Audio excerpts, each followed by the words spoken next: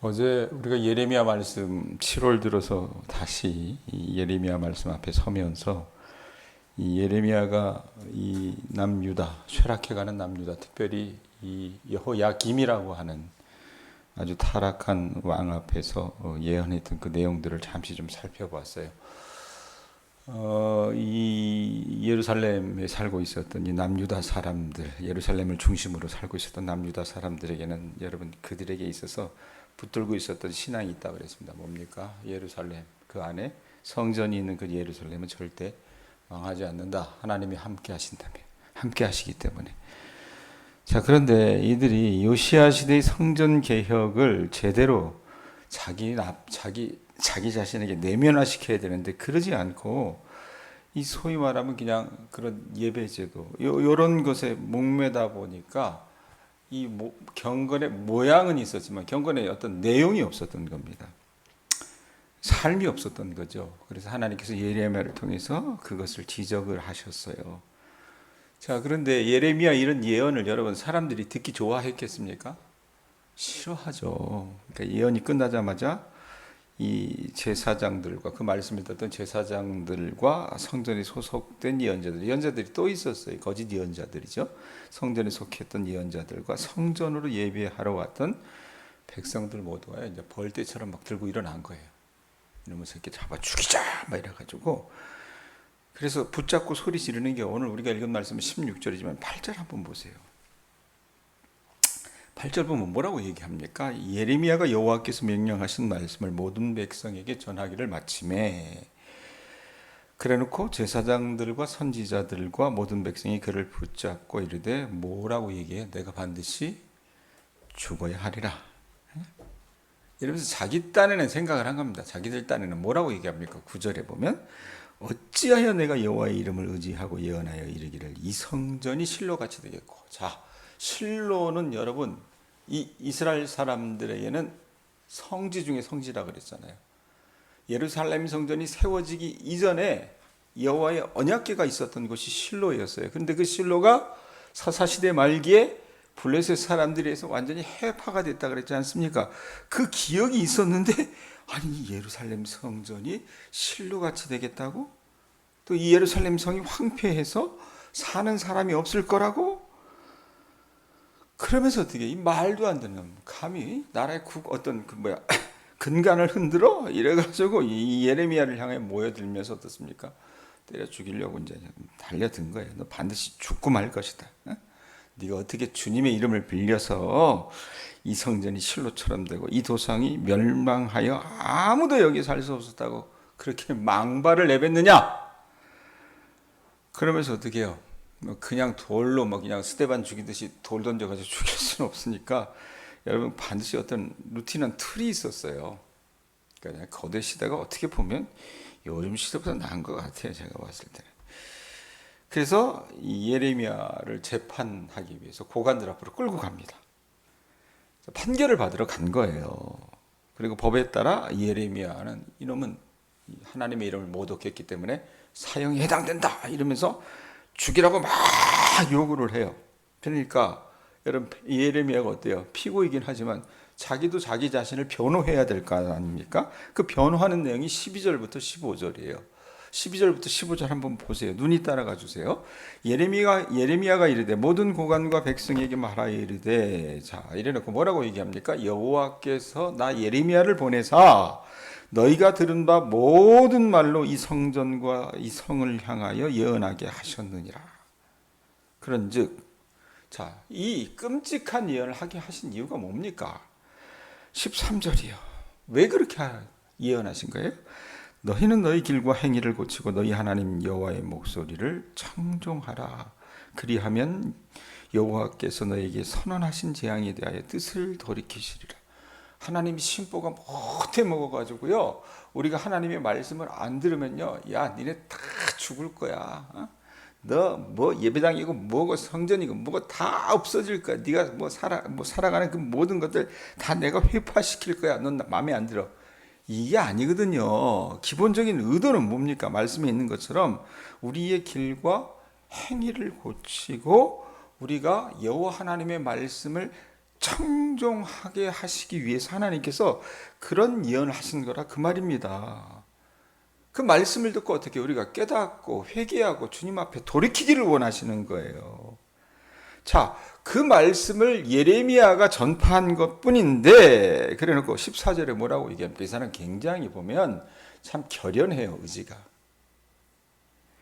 보라, 나는 너희 손에 있으니 너희 의견에 좋은 대로 옳은 대로 하려니와. 자기가 어떻게 할 수가 없잖아요. 일대 다가 아닙니까? 그랬을 때 15절에 뭐라고 얘기해요? 너희는 분명히 알아라. 너희가 나를 죽이면 어떻게 된대요? 반드시 무지한 피를 너희 몸과 이성과 이성 주민에게 돌리는 것이니라.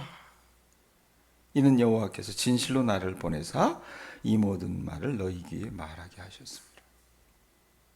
멋있지 않아요? 예레미야 자신은요, 하나님께서 보내주신 예언자 중에 한 사람으로서 이 백성들이 그들의 사악한 패역한 길에서 돌이켜서 하나님 말씀에 순종하고 악에서 떠나 돌아선다면 재앙을 내리지 않겠다는 하나님의 뜻을 전달하잖아요. 자, 그러자 예레미야의 변론을 들은 사람 가운데 다 돌들어가지고 이놈 죽여야 된다 이렇게 말하는 사람만이 있었던 건 아닙니다. 예레미야를요, 편들어준 사람이 있었습니다. 그 사람들이 누구예요? 예레미야를 편들어준 사람들. 17절 한번 보세요. 17절 보면 그러자 이래놓고 거기 보면 뭐라고 얘기합니까? 그 지방에 장로 중 몇 사람이 일어났다라는 얘기를 해요. 이 장로, 그 지방의 장로들이라고 하는 사람이 누굴까? 그때 당시에는 여러분 요시야, 이게 예레미야가 요시야 시대부터 활동했던 선지자라 그랬잖아요. 요시야 시대의 대표적인 게 뭡니까? 지방의 산당들을 다 회파했어요. 왜? 그곳에서 우상을 섬겨 나갔기 때문에 그것들을 다 일소했습니다. 그래서 그 전통 가운데 어떻게 해요? 이 지방에 살면서 지방에 세워놓은, 뭐 물론 여호야김 시대 때 다시 우상을 가져다 놓고 별짓을 다 했지만 그 요시아의 전통을 따라서 어떻게 해요? 지방 성소에서 제사 드릴 수 없다라고 생각해서 예루살렘까지 와서 예배드렸던 사람들이 있었다 그 말이에요. 자, 이 사람들이 딱 들어보니까 어떻게 그 마음 중심이 이 지방의 장로들도요. 그 마음 중심이 바랐기 때문에 지방의 여러분 이 회당이나 이런 산당이나 이런 데서 예배드릴 수 없고 자기네들이 요시아가 개혁한 그대로 성전의 모범을 따라서 예루살렘 성전에서 예배를 드려야 되겠다, 제사를 드려야 되겠다라고 생각을 하니까 양심이 있었던 사람들이에요. 분별력이 있었던 사람들이라 그 말입니다. 그러니까 이 사람들이 딱 듣다 보니까 어떻게 해요? 야, 저 예레미야가 하는 소리가 사람의 소리가 아닌 것 같다. 네? 정말 하나님이 보내신 사람 같다. 제법 옳은 소리를 한다. 이렇게 여러분 그들이 여겼던 거라 그 말이에요. 그래서 이 예언자 전통이라고 하는 것이 있었어요. 이스라엘 안에는. 그래서 예언자 전통에 의지해가지고 예레미야 말이 맞는 것 같아 이러면서 지지를 해준 거예요. 예? 그러면서 이제 사례를 들어서 설명을 해줘야 될 거 아닙니까? 그게 18절부터 나와요. 18절, 19절에 보면 예레미야보다 앞서서 활동했던 유다의 예언자 미가를 경우로 예를 듭니다. 미가는 누구냐? 요나 미가 할 때 미가서 있죠. 그 미가서를 쓴 미가입니다. 이 미가가 어떤 말을 하냐면 18절, 19절 보세요. 자신들의 역사 속에 있었던 이야기예요. 자, 뭐라고 얘기합니까? 유다의 왕 히스기야 시대에 모레셋 사람 미가를 기억하세요. 이 미가가 유다의 모든 백성에게 예언하여 이르되 만군의 여호와께서 이와 같이 말씀하셨느니라. 자, 하나님이 미가를 통해서 예언하도록 하셨어요. 그럼 어떤 예언을 하게 하셨느냐? 시온은, 자, 똑같은 얘기하잖아요. 지금 예레미야가 얘기했던 그 예언하죠. 시온은 밭같이 경작지가 될 것이며 예루살렘은 돌무더기가 되며 이 성전에 사는 산당의 숲과 같이 되리라 하였으나. 이런 예언을 했어요. 왜? 그때 당시에 사람들이 이 여호야김의 시대와 비슷하게 하나님을 떠나 있었기 때문에 이런 예언을 했습니다. 자, 그런데 그래도 은혜였던 게 뭐냐면 이때 미가가 활동하던 시대의 왕이 누구였어요? 히스기야였습니다. 19절 보세요. 뭐라고 얘기합니까? 유다의 왕 히스기야와 모든 유다가 그를 죽였느냐? 이 말은 뭐예요? 죽였다는 얘기예요? 죽이지 않았다는 얘기입니다. 왜 죽이지 않았느냐? 말씀 보세요. 뭐라고 얘기합니까? 그 히스기야가 뭐 했대요? 여호와를 두려워하여. 자, 미가의 소리를 여러분 귀등으로 듣지 않았던 거예요. 그 사람이 하는 그 얘기, 여러분 거슬리는 얘기잖아요. 좋은 말 들어도 정말 살까 말까 한데 왜 저런 끔찍한 얘기를 할까 그러면서 야 저거 죽여! 이렇게 얘기한 게 아니라 저 사람 하는 말에 뭔가 의미가 있는 것 같다라고 생각을 해서 여호와께 간구했다 그래요. 회개하고 간구하니까 하나님께서 어떻게 하셨대요? 이 미가를 통해서 선언하신 그 재앙에 대해서 그들의 간구, 그 기도 소리를 듣고 뭐라고 얘기합니까? 뜻을 돌이켰다라고 얘기합니다.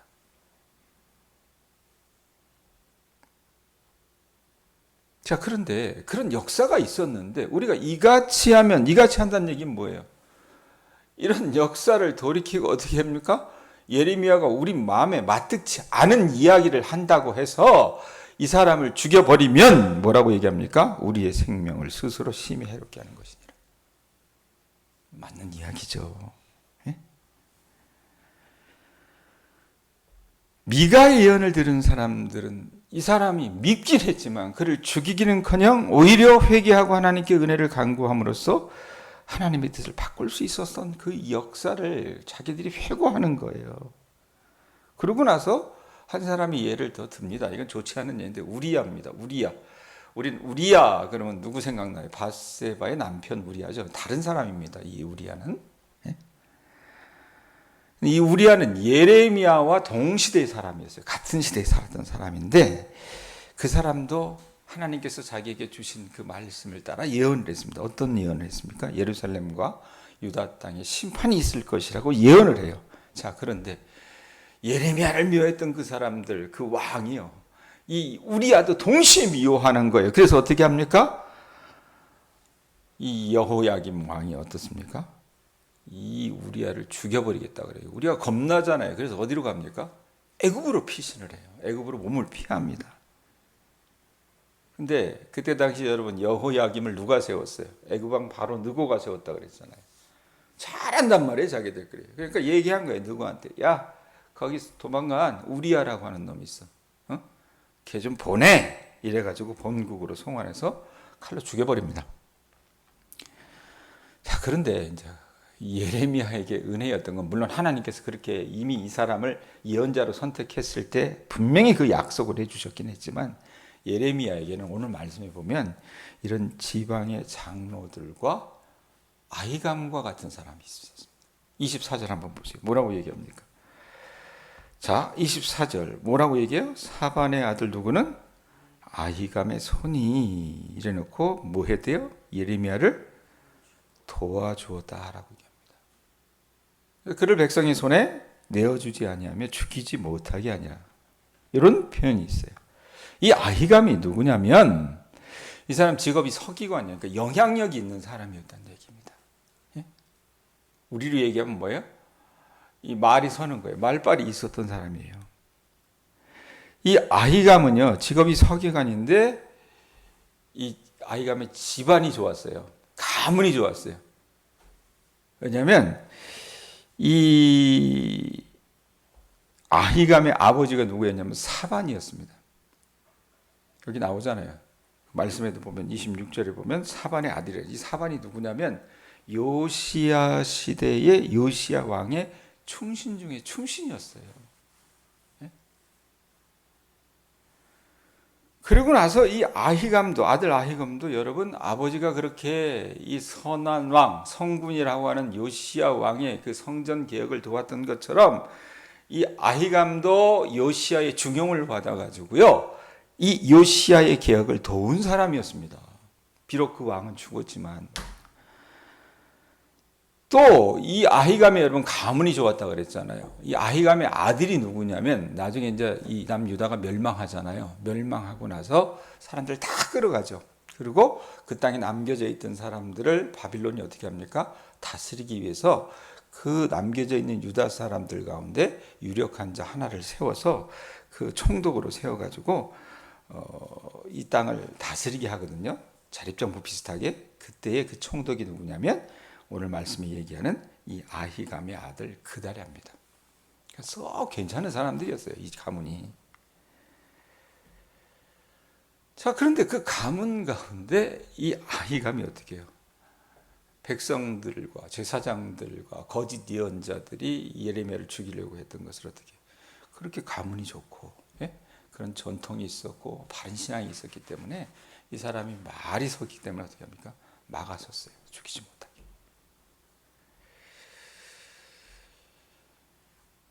예레미야가요, 어떻게 보면 죽음을 각오한 성전 설교에도 불구하고 살아갈 수 있었던 이유, 하나님께서 보내신 이런 장로들과 지방의 장로들과 아히감과 같은 신실한 신앙인의 도움이 있었기 때문에 여러분, 이 사람이 목숨을 부지할 수 있었던 거라고 말입니다.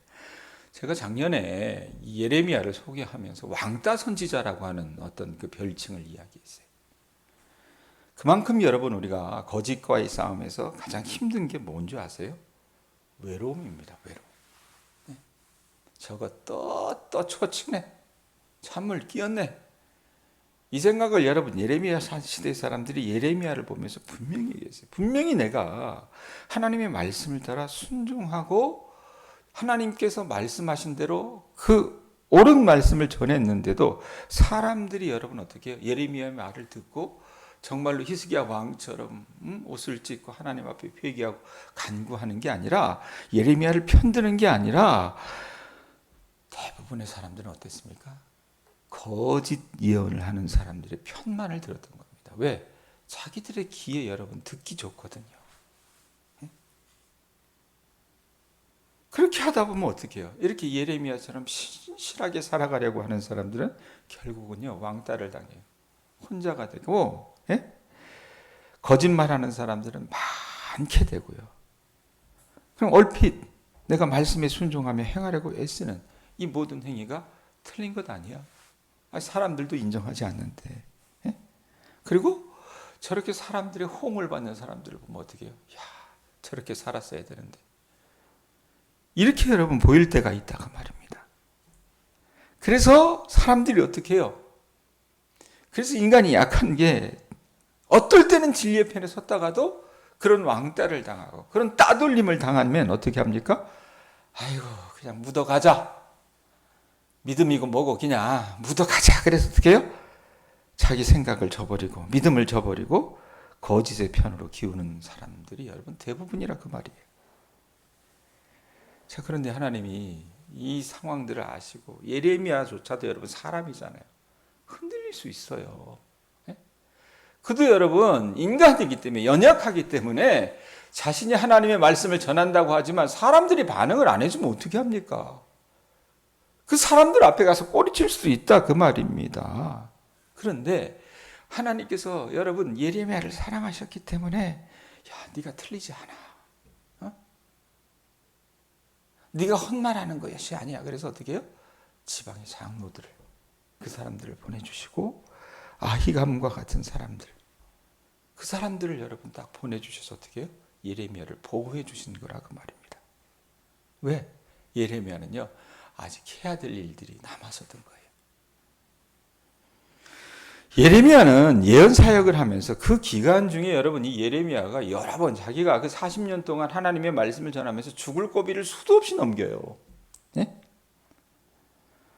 그래서 자기도 그냥 아주 이루 말할 수 없는 수모를 당하거든요. 그래서 죽는 게 낫겠다 싶을 정도 그런 어떤 생각을 할 때가 한두 번이 아니었다고 말입니다. 자, 그런데 그때마다 하나님께서는 오늘 말씀에 있는 것처럼 지방의 장로들, 아히감 이런 사람들을 보내서 어떻게 해요?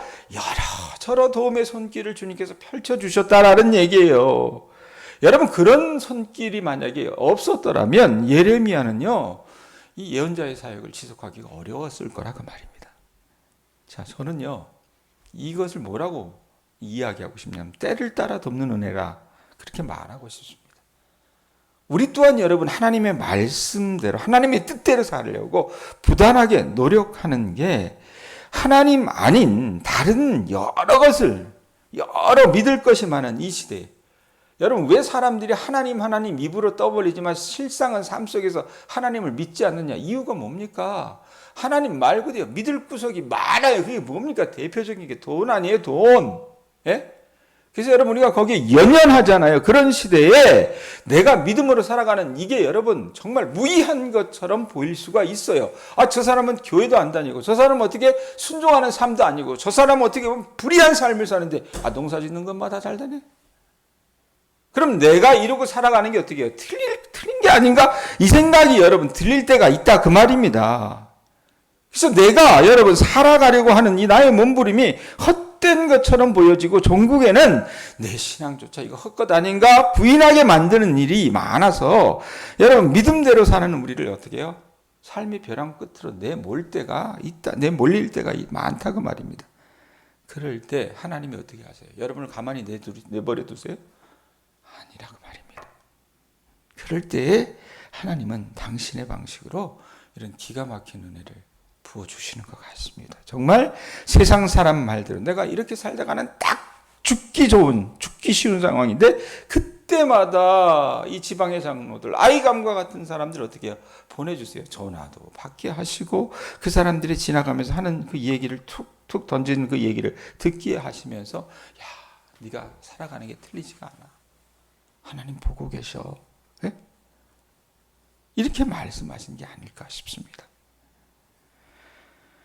여러분 하나님은요 우리에게도 지방의 장로들과 아이감과 같은 돕는 손길을 보내주셔서 우리가 믿음대로 살아가는 길이 틀리지 않다는 것을 확인시켜 주시고 우리가 사망의 음침한 골짜기로 다닐지라도 해를 당하지 않게 주님께서 보호해 주시는 줄로 여러분들이 믿으실 수 있기를 바랍니다.